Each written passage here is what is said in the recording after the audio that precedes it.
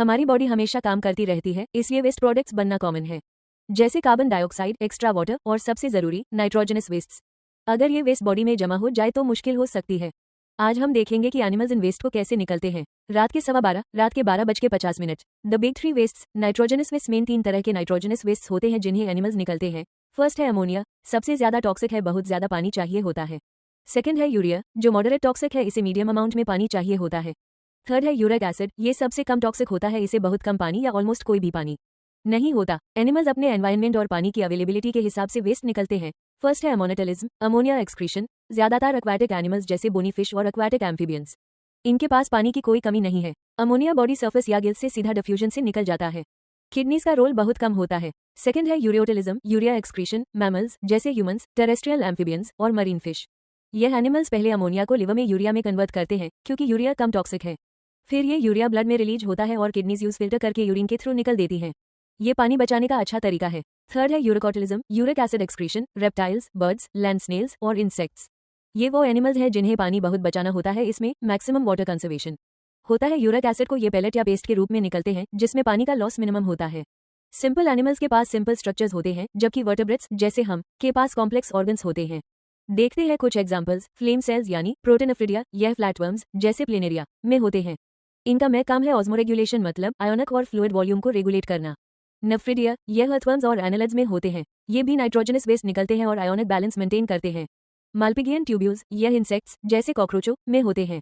यह nitrogenous waste निकलने और ऑस्मोरेगुलेशन में हेल्प करते हैं। एंटेनल ग्लैंड्स, ग्रीन ग्लैंड्स, यह क्रस्टेशंस जैसे प्रॉन्स, झींगा में एक्सक्रीटरी फंक्शन करते हैं। जब हम ह्यूमंस की बात करते हैं तो सबसे कॉम्प्लेक्स और में एक्सक्रीटरी ऑर्गन होते हैं kidneys. Excretory system, excretory system का मैं काम है वेस्ट प्रोडक्ट्स को बॉडी से बाहर निकलना। हमारे एक्सक्रीटरी सिस्टम में पार्ट्स हैं, pair of kidneys, ureters, urinary bladder और यूरिथ्रा। सबसे इंपॉर्टेंट ऑर्गन है किडनीज। यह रेडिश ब्राउन कलर की होती है और बीन शेप दिखती है। ये कहाँ होती है? हमारी पीठ के निचले हिस्से में, एब्डोमेन के अंदर, लास्ट थासिक और थर्ड लंबा वर्टेब्रा के लेवल पर। इनका साइज लगभग 10 से 12 cm लॉन्ग, 5 से 7 सेंटीमीटर वाइड और 2 से 3 सेंटीमीटर थिक होता है। हर किडनी का वेट अराउंड 120 से 170 ग्राम्स होता है। किडनी के सेंटर में जो इनर कॉन्केव सर्फेस होता है, यूज हाइलम कहते हैं। यही वो एंट्री पॉइंट है जहां से रीनल आर्टरी, रीनल वे और यूरेटर किडनी के अंदर और बाहर जाते हैं। तो दोस्तों, ये था एक्सक्रीटरी सिस्टम का बेसिक स्ट्रक्चर। हमने किडनी की स्ट्रेस देखी। ए फ्लैट हम किडनी के अंदर का स्ट्रक्चर, एलएस ऑफ किडनी, जानेंगे। किडनी के अंदर 2 मेन जोन्स होते हैं। पहला है आउटर कॉर्टेक्स और दूसरा है inner Mandla. Mandla conical masses के रूप में डिवाइडेड होता है, जिन्हें मडलरी पिरामिड्स कहते हैं। यह पिरामिड्स कैलिसेस यानी कप लाइक प्रोजेक्शंस में प्रोजेक्ट करते हैं। कॉर्टेक्स जो कि बाहर का हिस्सा, ये मडलरी पिरामिड्स के बीच में एक्सटेंड है। कॉर्टेक्स के इन एक्सटेंशंस को कॉलम्स ऑफ बर्टीनी यानी कि रीनल कॉलम्स कहते हैं। किडनी के अंदर हाइलम के बाद एक ब्रॉड फनल शेप स्पेस होती है जिसे रीनल पेल्वस कहते हैं। यह पेल्वस आगे जाकर कैलिसेस में डिवाइड होता है जो यूरिन को कलेक्ट करते हैं। तो किडनी के अंदर एक कॉम्प्लेक्स डिजाइन है। कॉर्टेक्स और मडला कॉलम्स ऑफ बर्टीनी से सेपरेटेड है और ये सब यूरिन को कैलिसेस के थ्रू रीनल पेल्वस तक पहुंचते हैं। ए फ्लैट हम किडनी के हीरोज की बात करेंगे, नेफ्रॉन्स। हर किडनी में लगभग 1 मिलियन यानी 10 लाख नेफ्रॉन्स होते हैं। यही वो फंक्शनल यूनिट्स हैं जो असली में फिल्ट्रेशन और यूरिन फॉर्मेशन करते हैं। एक नेफ्रॉन के 2 मेन पार्ट्स हैं। पहला है माल्पिगियन कॉर्पसल या रीनल कॉर्पसल और दूसरा है रीनल ट्यूब्यूल। माल्पिगियन कॉर्पसल 2 चीजों से मिलकर बनता है, ग्लोमेरुलस और बोमन्स कैप्सूल। ग्लोमेरुलस क्या है? यह एफरेंट आर्टेरियोल की ब्रांचेस से बना हुआ टफ ऑफ कैपिलरीज है। बोमन्स कैप्सूल एक double walled cup like structure है जो ग्लोमेरुलस को घेर कर रखता है। बोमन्स कैप्सूल और ग्लोमेरुलस को कलेक्टिवली माल्पिगियन बॉडी या रीनल कॉर्पसल कहते हैं।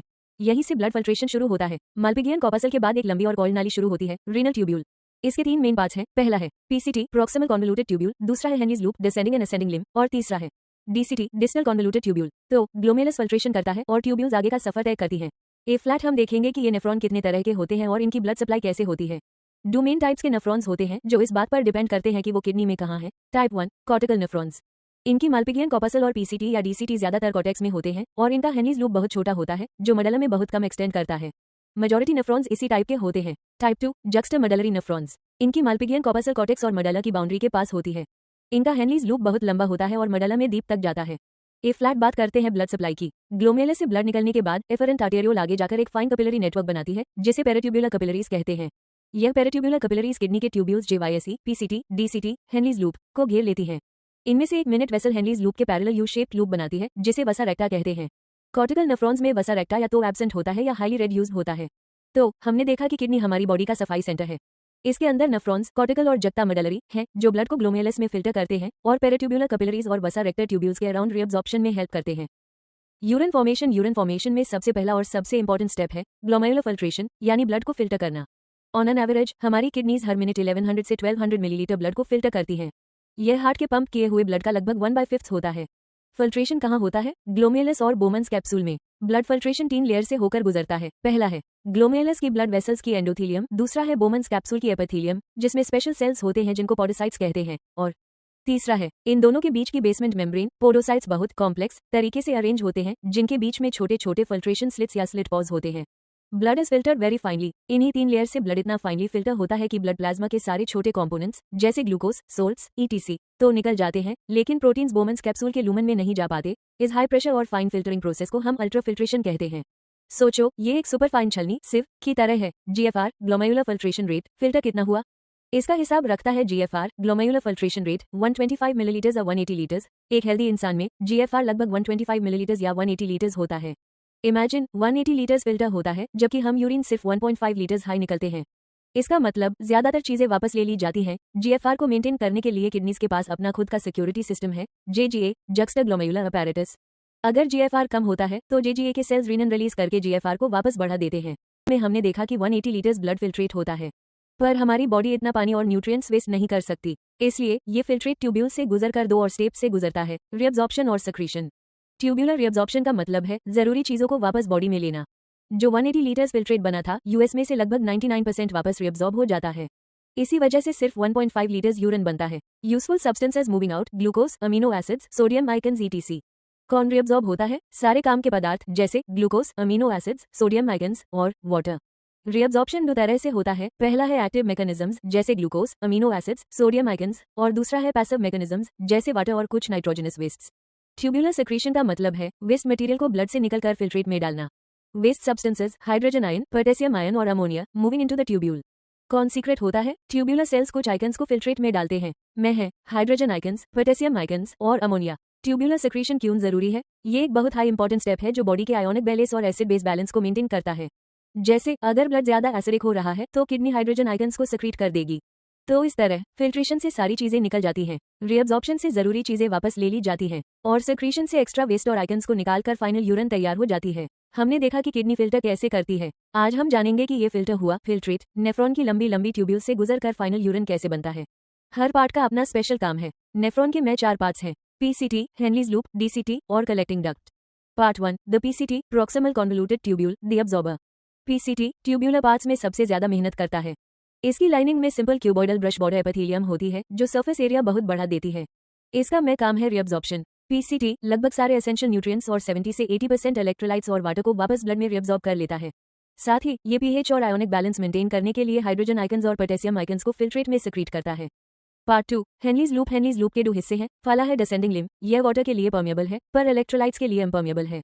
जैसे जैसे फिल्ट्रेट नीचे आता है वाटर बाहर निकलता है और फिल्ट्रेट कॉन्सेंट्रेट होता है। असेंडिंग लिम्ब ये पानी के लिए इम्परमेबल है पर इलेक्ट्रोलाइट्स को वापस बाहर निकलता है एक्टिव या पैसिव ट्रांसपोर्ट से। सॉल्ट बाहर निकलने से ये फिल्ट्रेट अब डाइल्यूट हो जाता है। Part 3 the DCT distal convoluted tubule the conditioner.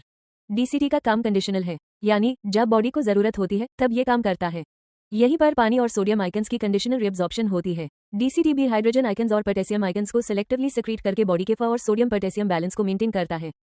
Part 4 collecting duct the finisher. यह डक्ट कॉर्टेक्स से लेकर मडला के डीप पार्ट्स तक जाती है। मडला में हाई ऑस्मोलैरिटी ग्रेडियंट होता है जैसा हमने काउंटर करंट में देखा था।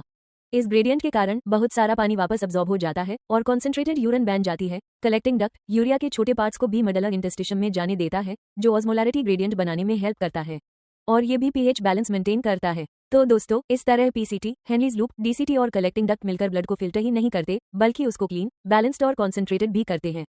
हम मैमल्स इतने स्मार्ट हैं कि हम इनिशियल फिल्टर किए हुए फ्लूइड से 4 गुना ज्यादा कॉन्सेंट्रेटेड यूरिन बना सकते हैं। यह मैकेनिज्म किडनी के मडला अंदर के हिस्से में होता है और इसमें 2 मेन हीरोज हैं, हेनलीज लूप और वसा रेक्टा। काउंटर करंट का मतलब क्या है? सिंपल, जब 2 चीजें ऑपोजिट डायरेक्शंस में फ्लो करती हैं, जैसे हेनलीज लूप में फ्लूइड नीचे जा रहा है तो वसा रेक्टा में ब्लड ऊपर जा रहा है। दिस ऑपोजिट फ्लो इज की। ए फ्लैट सबसे इंपॉर्टेंट चीज मडलरी इंटरस्टिशियम, यह हेनलीज लूप और वसा रेक्टा के आसपास की जगह है। यहाँ ऑस्मोलैरिटी ग्रेजुअली बढ़ती जाती है। कॉर्टेक्स में 30 मोस्मोल से शुरू होकर इनर मडला में 1200 मोस्मोल तक। हेनलीज लूप का काम होता पानी को बाहर निकलना। जब फिल्ट्रेट डिसेंडिंग लिम्ब से नीचे आता है तो यह लिम्ब सिर्फ पानी के लिए परमेबल होता है। बाहर की ऑस्मोलैरिटी ज्यादा है इसलिए पानी ऑस्मोसिस के थ्रू बाहर निकल जाता है। फिल्ट्रेट कॉन्सेंट्रेट होने लगता है। Ascending limb of Henle's loop. NaCl arrows बाहर जाते हुए। वसा रेक्टा का रोल, ग्रेडियंट को बचाओ। वसा रेक्टा का काम है कि वो इंटरस्टिशियम से सारा पानी वापस ब्लड में ले ले, लेकिन साल्ट को वहां रहने दे। जब ब्लड नीचे आता है तो वो NaCl लेता है और जब ऊपर जाता है तो NaCl वापस दे देता है, यानी exchange of NaCl with descending limb. इस तरह वो ऑस्मोलैरिटी ग्रेडियंट को डिस्ट्रॉय होने से बचता है। Final step, collecting duct. बस इतना सारा पानी निकल जाने के बाद कॉन्सेंट्रेटेड यूरिन तैयार हो जाती है। यह काउंटर करंट मैकेनिज्म और ये ऑस्मोलैरिटी ग्रेडियंट हाई वो स्पेशल अरेंजमेंट है जिसकी वजह से हम पानी को सेव कर पाते हैं। सुपर इंपॉर्टेंट टॉपिक के बारे में बात करेंगे, किडनीज अपने काम को रेगुलेट कैसे करती हैं। देखो, हमारी किडनीज बहुत स्मार्ट हैं। ये सिर्फ फिल्टर नहीं करती बल्कि बॉडी के फ्लूइड बैलेंस और आयोनिक बैलेंस को भी मेंटेन करती हैं। और इस सब को कंट्रोल करने के लिए हार्मोनल फीडबैक मैकेनिज्म्स यूज होते हैं। सबसे पहले बात करते हैं पानी के पहरेदार की, ऑस्मोरिसेप्टर्स और एंटी डायूरेटिक हार्मोन। हमारी बॉडी में ऑस्मोरिसेप्टर्स होते हैं। सोचो, ये सेंसर्स हैं जो 3 चीजों को चेक करते हैं, blood volume, body fluid volume और आयोनिक कॉन्सेंट्रेशन। जब हम ज्यादा पसीना बहते हैं या पानी कम पीते हैं तो फ्लूइड लॉस होता है।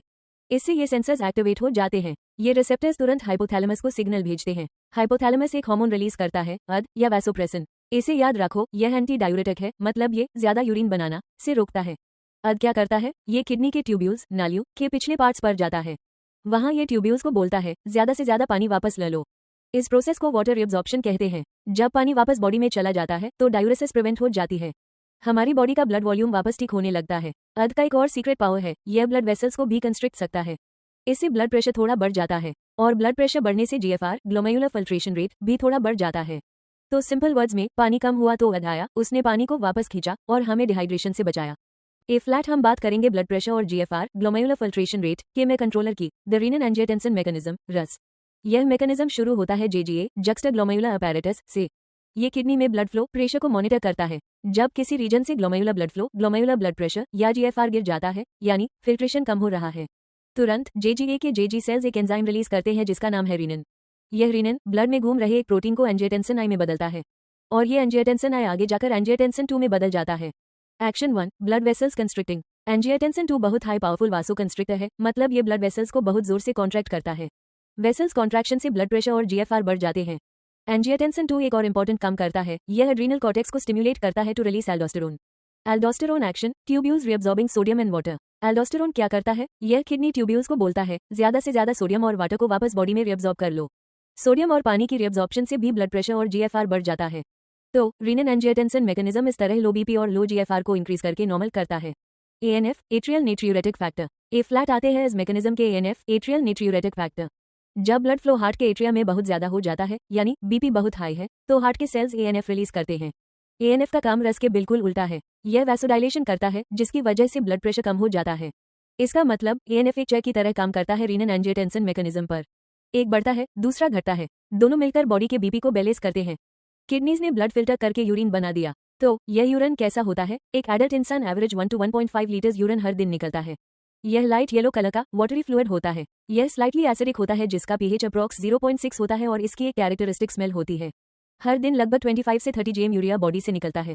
अगर यूरिन में एबनॉर्मल चीजें मिले, जैसे ग्लूकोस यानी ग्लाइकोसूरिया या कीटोन बॉडीज यानी कीटोनूरिया, तो यह डायबिटीज मेलिटस यानी शुगर जैसी बीमारी का इंडिकेशन हो सकता है।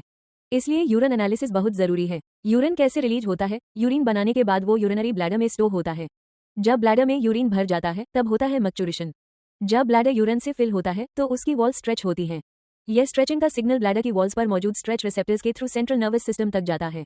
CNS इसके रिस्पांस में मोटर मैसेजेस भेजता है। इन मैसेजेस से ब्लैडर के स्मूथ मसल्स कॉन्ट्रैक्ट होते हैं और जो ट्यूब यूरिन को होल्ड करती है वो रिलैक्स हो जाती है। यह पूरा प्रोसेस एक रिफ्लेक्स है, लेकिन हमारे CNS का आइस्पा वॉलंटरी कंट्रोल होता है। जब हम एक्सक्रीशन की बात करते हैं तो सबसे पहले किसका नाम आता है, किडनीज का। लेकिन क्या आप जानते हैं कि हमारी बॉडी के और भी बहुत से ऑर्गन्स हैं जो वेस्ट निकलने में हेल्प करते हैं। आज हम देखेंगे कि लंग्स, लिवर और स्किन कैसे टीम वर्क करते हैं। फला है लंग्स का मैं काम है ऑक्सीजन लेना और देना, लेकिन ये भी वेस्ट निकलते हैं। लंग्स हर मिनट 200 मिलीलीटर के आसपास कार्बन डाइऑक्साइड निकलते हैं।